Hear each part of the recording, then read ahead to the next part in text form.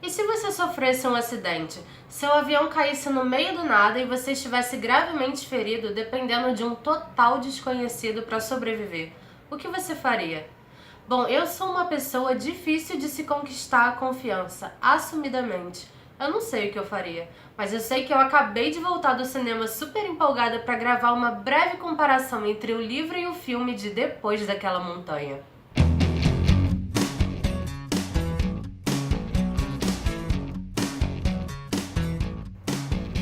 Depois daquela Montanha é o romance do Charles Martin, publicado pela editora Arqueiro aqui no Brasil, e conta a história do Dr. Ben, que é um ortopedista que está no aeroporto de Salt Lake City. Falei certo? Salt Lake City. Falei. E o aeroporto está extremamente caótico por causa do mau tempo, mas ele precisa voltar para casa. E é no meio do caos que ele conhece a Ashley, que é uma jornalista que também tá doida para voltar para casa, porque no dia seguinte ela precisa ir a um casamento, o seu próprio casamento.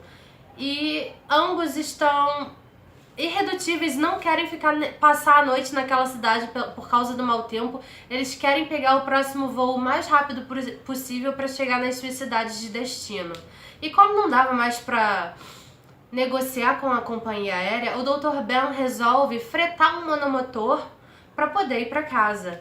E aí, antes de embarcar, ele se lembra da Ashley e pensa: poxa, a moça vai casar, vou dar uma carona para ela. Ele oferece a carona e ela aceita.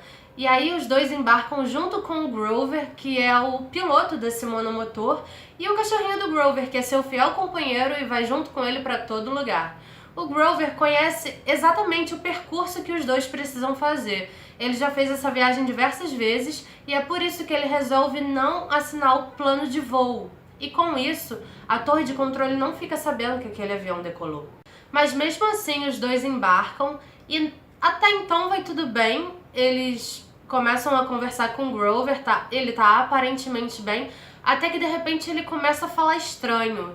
E o Dr. Ben, que é médico, percebe que ele está tendo um mal súbito.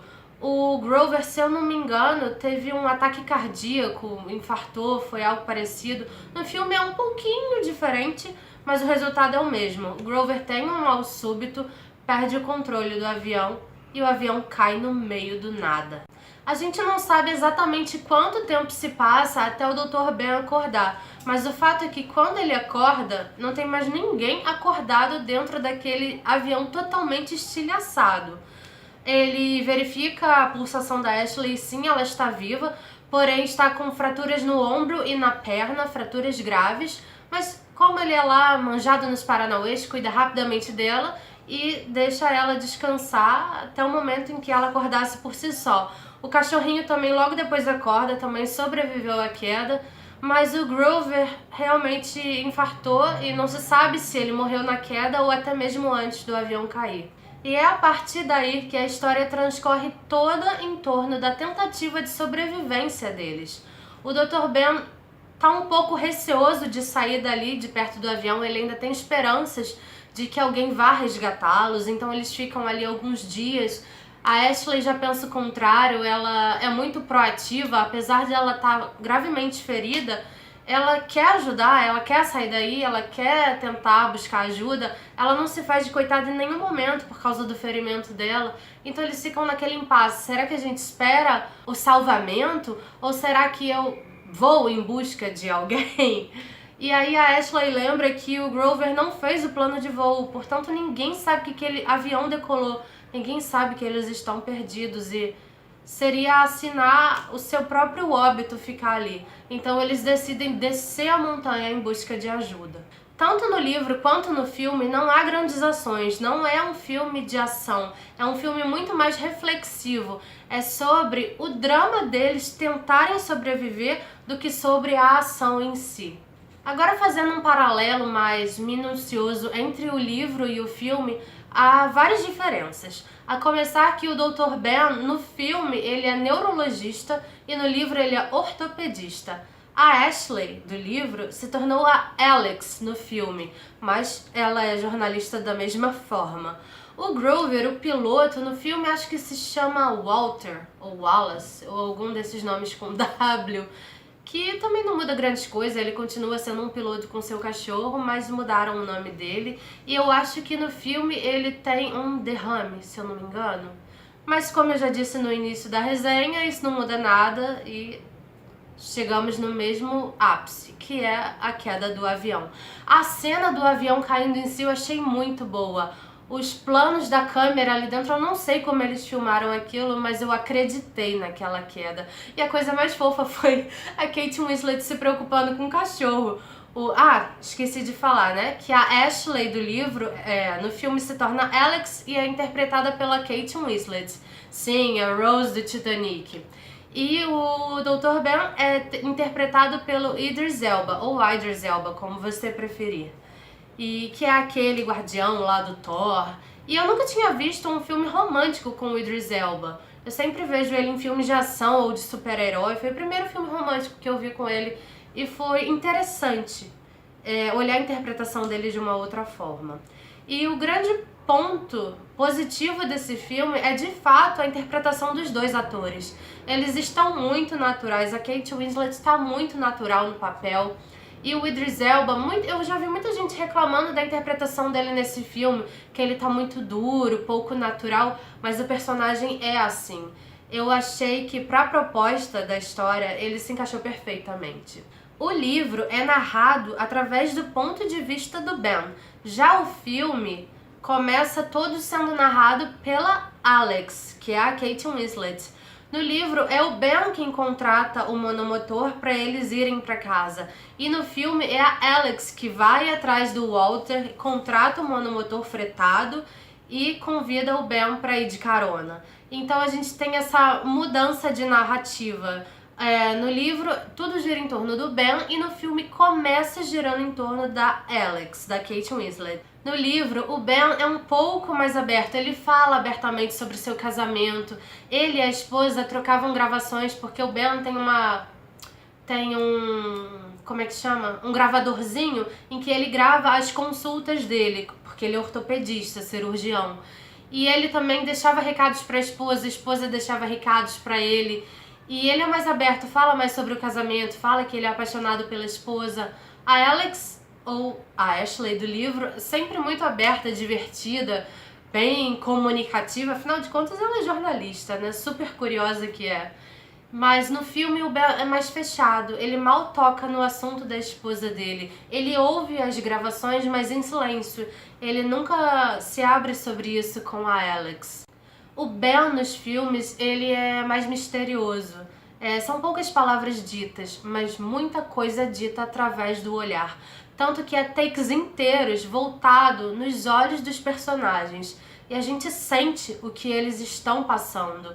É uma atuação muito natural, a gente sente o medo deles. A gente sente a angústia deles em querer sobreviver. E a gente sente algo mais também, que eles nos demonstram através dos olhos. Então há poucas falas e muitos olhares que dizem tudo. No livro, a Ashley é o alívio cômico. Ela sempre tem umas tiradas engraçadas, assim, do nada. No filme, ela também é o alívio cômico, ela também tem essas sacações engraçadas, mas como são menos falas, aí ela não tem tanta comicidade assim quanto no livro. No filme, o alívio cômico é o cachorrinho do Walter, que no livro é Grover. O cachorro é muito engraçado. Inclusive, eu vi reclamações de algumas pessoas dizendo que o roteiro não é plausível, não é verossímil, porque seria impossível um cachorro sobreviver a essas condições de frio e fome por tantos dias. Eu lá quero saber de verossimilhança, gente. Eu lá quero saber de plausível. Eu quero mais é que o cachorro vença o lobo, o puma, o frio, a fome. Se mata esse cachorro, a história acaba. Eu lá quero saber de plausível. Eu quero mais é que o cachorro seja o super-herói da história mesmo. E o cachorrinho, ele não tem nome. Chamam ele de cão do Walter. Porque eles... Bom, o cachorro já é grande, ele já deve atender por um nome. Então, se eles resolverem chamar o cachorro por outro nome, o cachorro não vai atender. Então, eles só ficam assim, hey buddy, vem cá, amigão, vem cá. E aí o cachorro vem. E o cachorro é muito engraçadinho. Tá lá a Alex morrendo de dor no meio da nevasca e vem o cachorro abanando a rabinha e deita no colo dela e arranca suspiros do cinema inteiro. Então, ele é o grande alívio de toda essa questão de sobrevivência. acaba não se tornando tão pesado por causa dele. De um modo geral, eu não tenho reclamações sobre o filme, eu só acho que teve um pequeno erro de direção, porque o filme foi todo gravado na locação, não foi feito em estúdio com fundo verde. Eles de fato foram pra montanha e gravaram lá no meio da neve. Então, o cenário é todo muito branco, a gente mal percebe a passagem dos dias. Na verdade, eu não percebia quantos dias já havia passado que o avião tinha caído. A gente só descobre que já se passaram vários dias porque a comida acaba e a Alex fala que já estão andando há não sei quantos dias, que a perna dela tá doendo e que eles precisam descansar. Então houve uma pequena falha aí na passagem de tempo em que eu realmente não entendi. Parecia que era tudo no mesmo dia, sinceramente. Porque era tudo muito branco, tudo muito claro, não havia distinção no tempo. Essa é a minha única reclamação, assim, do filme. Então, veredito final. Eu acho que os fãs do livro vão gostar do filme, sim. Não é uma adaptação perfeita, há muitas mudanças, como eu já disse, mas é uma adaptação bonita e sensível. Agora, quem for pro cinema cru, sem saber qual é a história, eu acho que vai ter uma dificuldade de entender o romance na história, porque esse filme é tanto drama quanto romance. E quem não conhece a história do livro pode ficar um pouco perdido, mas espera aí, de onde surgiu esse sentimento que eu não percebi? Porque, como eu já disse, não há tantas falas no filme, há muito mais olhares, você tem que prestar atenção, de fato, nos olhos dos personagens. E aí, no filme, acaba ficando meio solto isso, de onde surgiu esse sentimento, como é que tava aí que eu não percebi, foi uma coisa meio forçada. E só quem lê o livro vai entender de fato de onde surgiu esse sentimento. Coisa que no filme não fica muito bem explicado e pode parecer algo forçado. Mas como eu já disse, Kate Winslet e Idris Elba são muito naturais. Há química entre eles, não fica forçado. Essa parte realmente não fica. É muito suave, é muito sutil e é muito bonito. Tanto que o diretor, que é um israelense, ele pediu muito a ajuda e o palpite da Kate Winslet, né, na hora de entregar o romance para as telas. E ela disse que também não estava muito confortável com aquilo, mas que faria o seu melhor para parecer natural. E foi bonito. Mas como não há muitas explicações, há muito mais olhares do que falas, quem for cru pro cinema eu imagino que não vai entender muito bem essa parte. E o título em inglês é The Mountain Between Us, não é depois daquela montanha, é a montanha entre nós. E a montanha entre eles era justamente aquele sentimento oculto, secreto, que não poderia ser revelado, mas que era a força vital que os ajudou a sobreviver até o fim. Então essa é a minha crítica, minha resenha, minha comparação, ou seja lá o que for, de Depois daquela montanha, tanto do livro quanto do filme.